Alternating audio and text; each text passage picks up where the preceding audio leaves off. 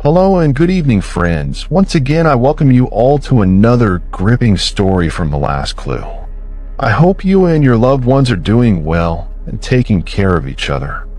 Imagine a person who is sentenced to death. His journey begins with a long and exhausting legal battle, moving from the lower court to the high court and then to the Supreme Court. Eventually, the final decision confirms his death sentence. But what follows is even more shocking. He spends a total of 48 years behind bars, from the moment of his arrest to the day he walks free.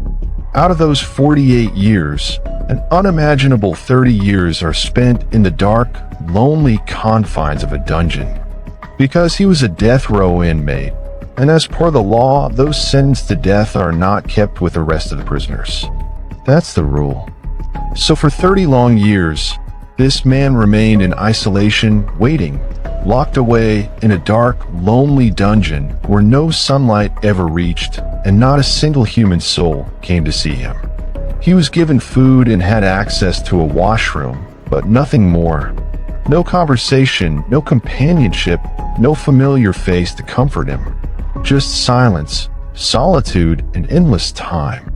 He yearned just to see another human face, someone like himself. 30 years, it might sound simple when said aloud, but take a moment to truly imagine it.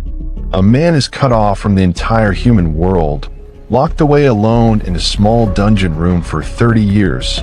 How does someone even survive that, mentally or physically? He spends 3 decades in complete isolation and a total of 48 years in jail, only for it to be revealed in the end that he was innocent all along. He had done nothing wrong, yet lost almost his entire life behind bars. When he was arrested, he was just 30 years old, full of life and possibilities. But by the time he was finally released, he was 78, a lifetime gone, wasted in prison for a crime he never committed. This is the story of that one man, and honestly, after all the research I've done, after going through countless cases around the world, I haven't found a single example like this. A person who lived with the shadow of death looming over him for such an incredibly long time.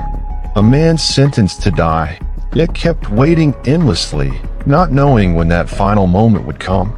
Day after day, year after year, he lived with just one haunting thought. When will the order be signed? When will death finally arrive? There's simply no other case in the world quite like this.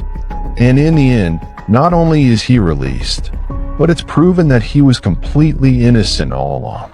Following this, the court issues an order that he must be compensated for each and every day he spent wrongfully imprisoned, 48 years of his life stolen. The total compensation amounts to 2,171,760,000 Japanese yen, and he receives the full amount. This becomes the highest compensation ever awarded to a prisoner in that country's history.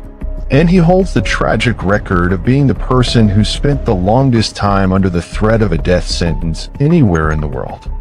This is the story of Japan. This is the story of Iwao Hakamata.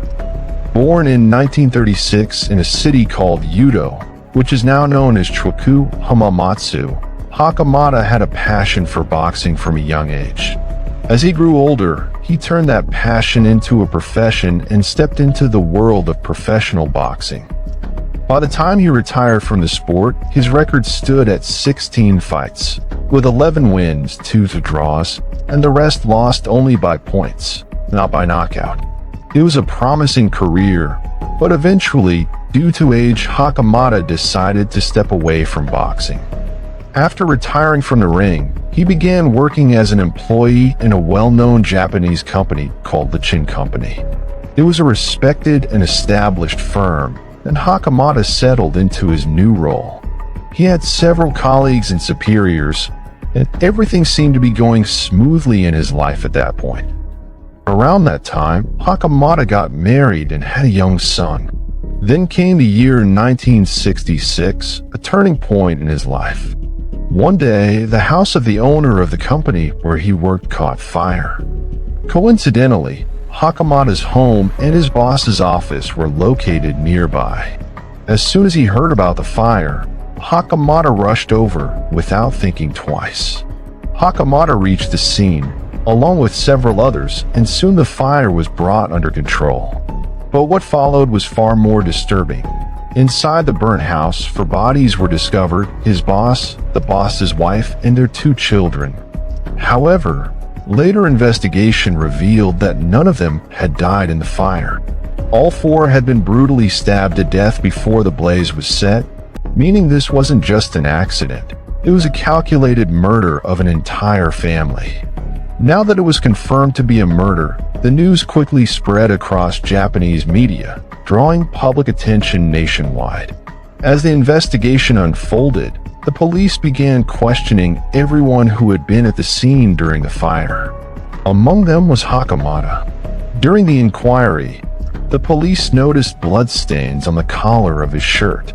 When they questioned him about it, Hakamata explained that he had helped move the bodies, which is how the blood likely got on his clothes. He said he had no idea they were already dead, and maybe that's how the blood got on his shirt.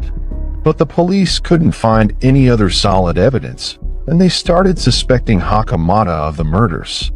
With little to go on, they focused their investigation on him and eventually arrested him. After taking him into custody, the police subjected him to intense interrogation, relentless hours of questioning without proper food, no access to a washroom, no change of clothes. He was put through third-degree torture as the authorities pushed him for a confession. It was reported that Hakamata was interrogated non-stop for 264 hours, during which he endured every possible form of mistreatment. Meanwhile, pressure from the media continued to mount as the public demanded answers in the case of the 4 brutal murders.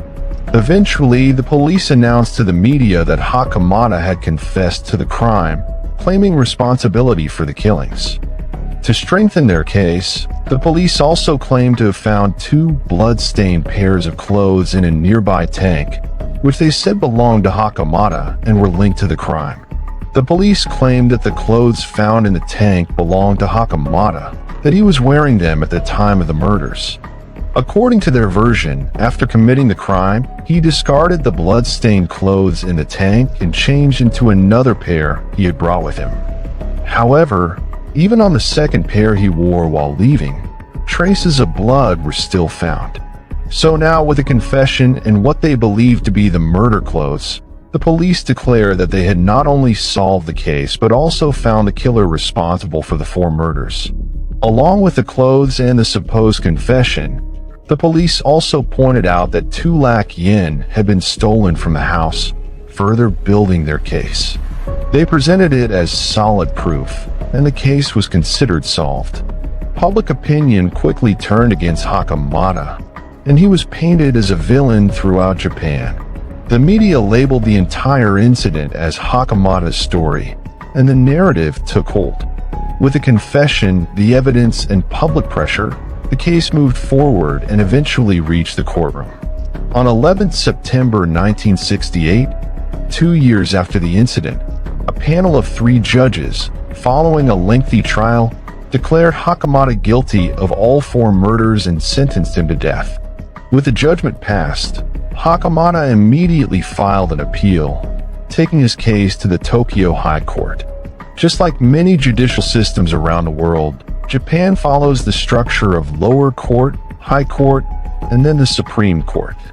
So after receiving the death sentence from the lower court, Hakamata took the next legal step and moved his case up to the high court in hopes of justice.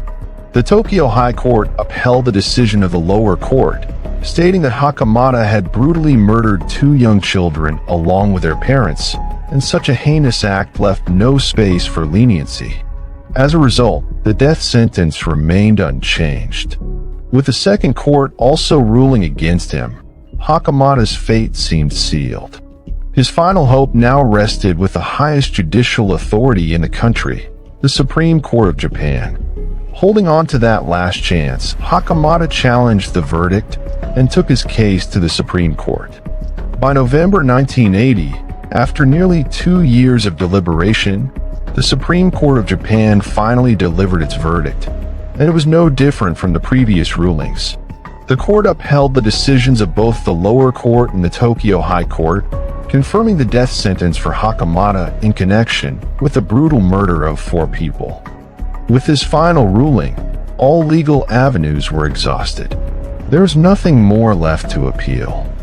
Now, all that remained was the announcement of the execution date. Hakamata was officially a man on death row. 3 years passed, yet no execution date was set. The justice minister at the time didn't sign the death warrant, leaving Hakamata in a state of limbo. In 1983, for the first time, Hakamata wrote a heartfelt letter from prison to his growing son. In it, he wrote, "Son, don't believe what the courts or others say. Your father is not a criminal. I could never take a life. I didn't kill anyone. The police framed me and forced me to confess to a crime I didn't commit. I am innocent, and one day I will break free from these chains. I promise you that." That first letter in 1983 was just the beginning. Hakamata continued writing to his son many times afterward. In one of those letters, he even wrote that the judges who had sentenced him to death would one day feel ashamed of their decision, that they too would regret it. Despite his words and his unwavering claims of innocence, hope for his release seemed almost non-existent. Each passing day only deepened the silence, with the threat of execution hanging over him. Sitting on death row in central jail, Hakamata waited endlessly for a death sentence that never came. The Minister of Justice never signed the execution order, and no new hearings were scheduled, only the quiet torment of waiting. During this period, several campaigns were launched to demand Hakamata's release. When the letter addressed to his son surfaced and was published by the media, it stirred strong emotions across the country. The heartfelt words and the pain behind them touched many people. Gradually, public opinion began to shift, and more voices started to believe that Hakamata might actually be innocent. One major reason behind this shift was his clean background. Throughout his life, he had never been involved in any criminal activity. He was a professional boxer with a respectable career and no record of wrongdoing. Despite being a boxer, Hakamata had never faced any accusations or been involved in any kind of criminal activity. This clean image led several NGOs to step in, and even a National Association of Boxers came forward in his support, insisting that Hakamata might be innocent and deserved to be released. Campaigns demanding justice continued to grow, gaining more attention and voices, but in the end, they had little effect. Time kept moving, yet nothing changed. Hakamata wasn't released, and the death sentence still wasn't carried out. He remained trapped in the same uncertainty. But the movement didn't stop. Even after the year 2000, the campaign to free Hakamata continued, though at times it seemed to fade under pressure.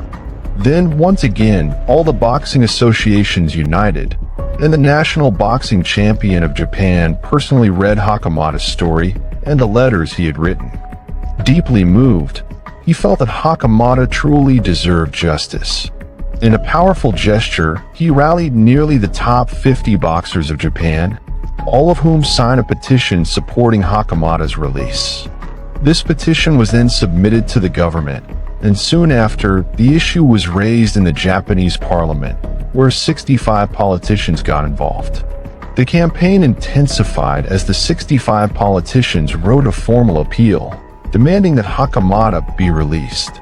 By this point, more than 30 years had passed since his conviction.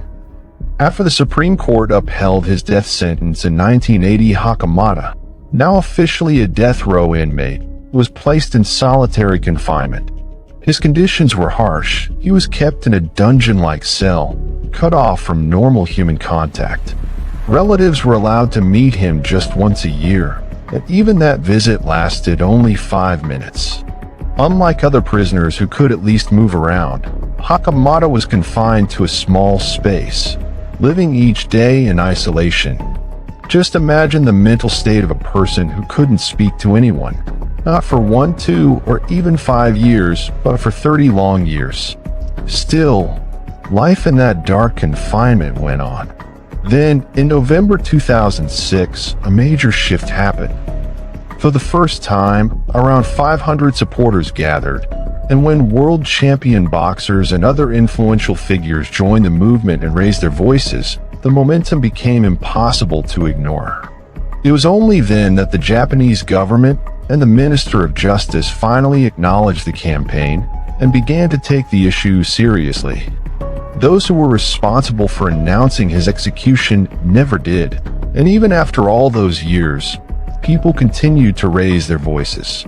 They questioned that if Hakamata had truly murdered 4 people, then why since 1968, when he was first sentenced, and from the time of his arrest, had he not been executed? Why was the death penalty never carried out? And alongside that, why was there an added layer of injustice where a man already sentenced to die was being forced to live in agony, waiting every single day for the unknown moment when death might finally come? A prisoner sentenced to death lives with a constant fear of not knowing whether he'll see the next morning or not. This terrifying uncertainty became Hakamata's daily reality. When all these things started coming to light, by 2007, the movement in Japan began gaining momentum once again. Public sentiment was growing stronger, support was building, but despite all that, the court still refused to reconsider its decision. The government too wasn't willing to release him on its own, because on the other side of the story was the gravity of a crime involving the murder of 4 people, a weight they weren't ready to dismiss easily. So what happened next was nothing short of a miracle. In 2008, something unexpected took place. Many people gathered once again to appeal to the court for Hakamata's release. This time, a group of experts joined the movement. They decided to study Hakamata's entire case from the beginning. They carefully examined the evidence collected by the police at the crime scene, including the blood-stained clothes and the garments found in the tank. These experts began conducting research on all those old samples. Back in 1968, when the original investigation happened, there was no concept of DNA testing, and that changed everything. So the DNA didn't match, and that became a turning point. People took this evidence to the court and argued that even if he wasn't to be fully pardoned right away, at least the death penalty should not be carried out without certainty. They pleaded that he should be given one fair chance, requesting the court to allow DNA testing and grant permission for a retrial, so the truth could finally come to light. If the DNA sample yields results, that's fine, but what if it doesn't? The court seriously considered the matter and realized that the concern was genuine. So the court agreed and said, fine, first we'll allow the DNA sample to be tested. If anything significant is found in that DNA evidence, then we'll also grant permission for a retrial of the case.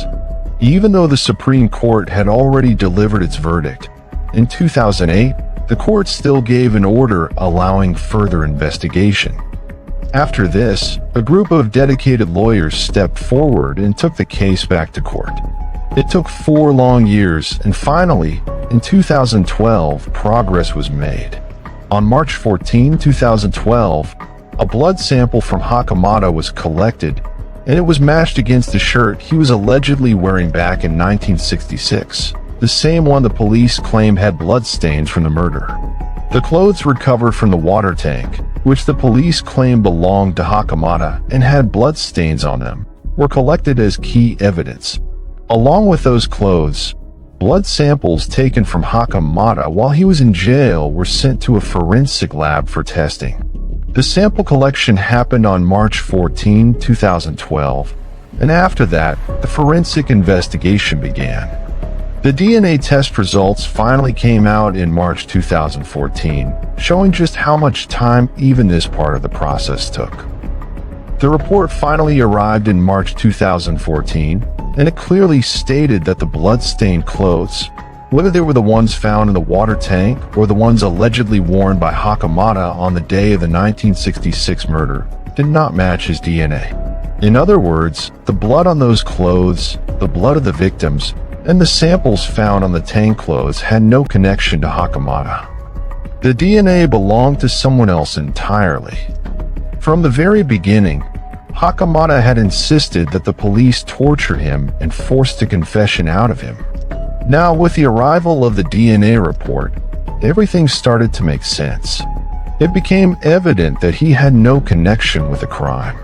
Even the DNA sample that was claimed to be his seemed to have been tampered with or wrongly matched, proving there was no real involvement from his side in the case.